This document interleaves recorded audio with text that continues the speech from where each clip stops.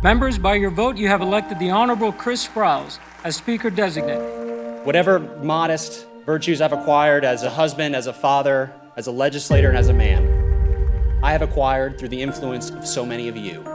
And for that, I am deeply, profoundly, and eternally grateful.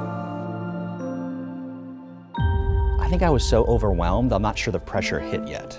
I think when the work started, the pressure started to hit. We have a lot of work to do, members, and it's time to get started. This is what you say you believe in. Are you willing to do it? We sort of took a bit of a risk by saying, look, there's more than two things I care about, whether it's literacy or the fact that we're having to combat, sea level rise. In Florida, we are surrounded on three sides by water. And like it or not, that water is flowing into places it shouldn't. Sea level rise and flooding, it doesn't care who you are. It affects all Floridians. 118 yeas, 0 nays, Mr. Speaker. So we passed the Always Ready bill, which is the largest rework of an environmental system to combat sea level rise and flooding. Books are doorways to new ideas and new adventures. That's why I'm asking all of you to join me in launching our New Worlds initiative. Our goal would be to have a book delivered to each child's home every month. This is a bill that will change children's lives. 114 yeas, 0 nays, Mr. Speaker. We can change a kid's destiny if we can just help them learn to read. So now we have the largest book delivery program in America in the state of Florida. We need to be the first state in the country to insist that workforce programs meet actual outcome standards. 116 yeas, 0 nays, Mr. Speaker. We passed the REACH Act, which is really designed to help people find a job. Regardless of what door they come into, they end up in the same place.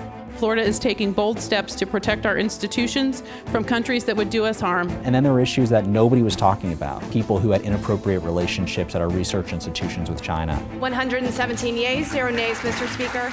We sort of led the way and mapped out a blueprint for other states to protect our intellectual property. We cannot blame all of law enforcement for the sins of a few. And we should not allow any government in Florida to defund the police. In Minneapolis, a police station was burned to the ground. We do not care which viewpoint is being expressed. That kind of conduct will not be tolerated. You will go to prison. HB 1 is meant to protect our residents, our private property, most importantly, our law enforcement officers.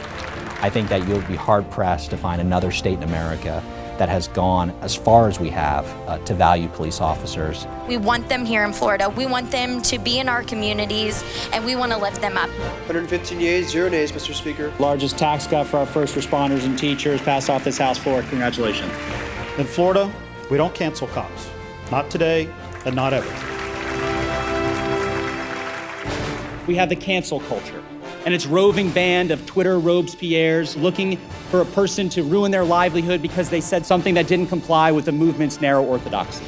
Every person, regardless of their race, sex, religion, is entitled to their dignity as an individual.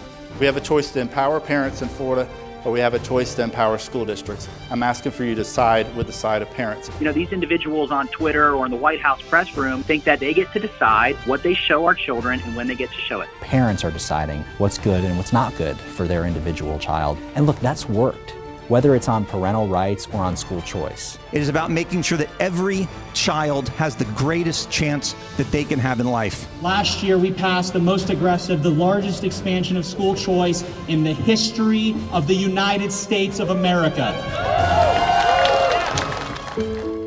Because we believe that a child's life shouldn't be determined by the neighborhood that they grew up in. Here in the state of Florida, we don't kill babies. Every baby should have the opportunity to be born healthy. Extending this coverage will save lives. Today's strong step forward from the House is one of many steps to the opportunity for all mamas to live and be mamas. We've made great strides as a legislature in fighting for maternal health and fighting for improvements in fetal and infant mortality. And right now, I stand for the 30 million or more women and the 30 or more million men who have never been able to be here. We cannot ignore our children in crisis, nor can we allow them to fall through the cracks in the system. 22,000 children in out-of-home care. 22,000 opportunities to make sure that no matter where a child is living, they have every opportunity possible. As you grow up in the state of Florida, we want to make sure that this is a place of freedom and opportunity for people. I would love for every school-age child to be able to hear from Floridians who hail from other parts of the world where freedom is a luxury and liberty is a dream. As an American who began my journey as an immigrant from Kosovo, it's truly an honor to present this important legislation, Portraits in Patriotism Act. 115 yeas, 0 nays, Mr. Speaker. The media and all of woke Twitter, they see even the most innocuous expression of patriotism as something dark and sinister. The Florida House of Representatives formally condemns the invasion of Ukraine by President Putin and stands in solidarity with the Ukrainian people in the right to freedom, democracy, and the ability to defend themselves against baseless and tyrannical hostility. You should know that every single person inside this house is praying for your family and stands in great solidarity with the free people of the Ukraine.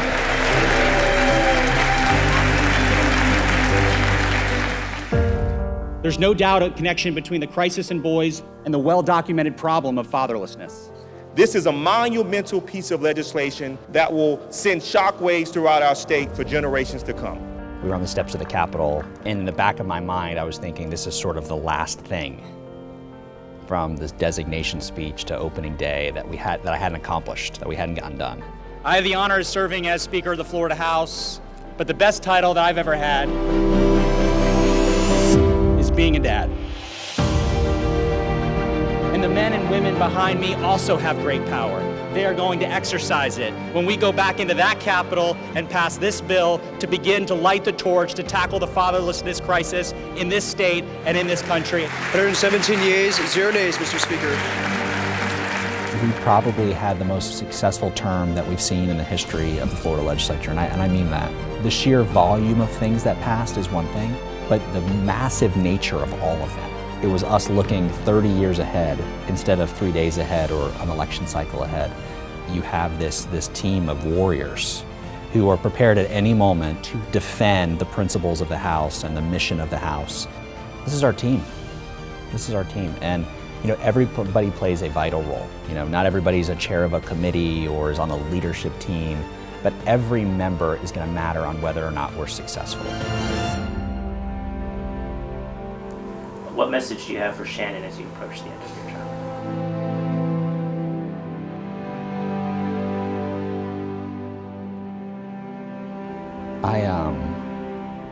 I couldn't have done any of this without Shannon. What do you think? Did Daddy do a good job? I do life significantly better because of her. I probably learned the most from Shannon of anybody else in my life. She sort of just lets everything roll off her back and sort of stays focused on the mission. Our family, our kids, she has been able to always keep me focused on the mission, whether I'm up here or whether I'm back home. We have the power to make this state a better, safer, more prosperous place for all Floridians. The only question that remains is, what are you willing to risk? This is an awesome place. I really do believe that serving in the Florida legislature is the last great place in America for public service. And all you have to do is gain the respect of your colleagues and do the work. And then you get to go home having accomplished this huge thing for your community, and you get to go shopping and nobody knows who you are. Look at all you've done. You changed the state. In 2 years, you changed the state in a way that's going to pay dividends for Florida and for Florida families for a generation to come.